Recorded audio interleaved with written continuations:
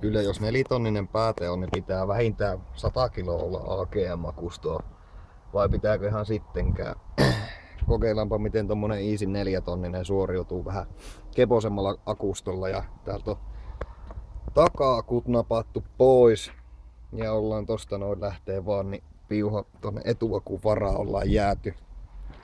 Ja eestä meillä löytyy tämmönen aikansa elänyt 62 amperituntinen vesiakku, mikä ei todellakaan ole kovin häävissä tikissä, niin katsotaan miten meille käy, jos me koitetaan soitella tommosen perästä, että hajoako vahvasti alijännitteellä, niin kuin sitä aina niin sanotaan, että joo, alijännitteellä meni vahvasti rikki, nuo harmi homma.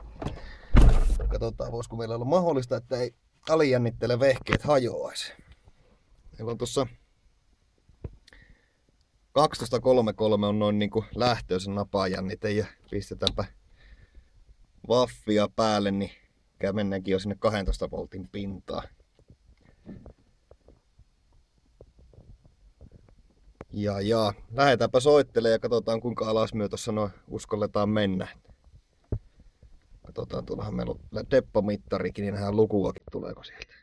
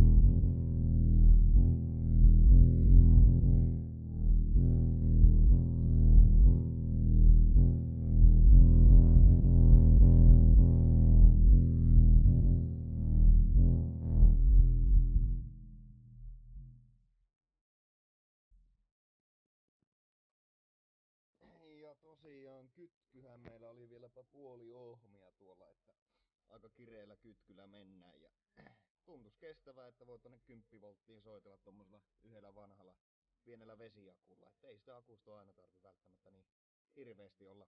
Toki ei saa sitten tehoakaan paljon pihalle, että joutuu menemään vähän pintakaasulla, mutta pystyy soittelemaan.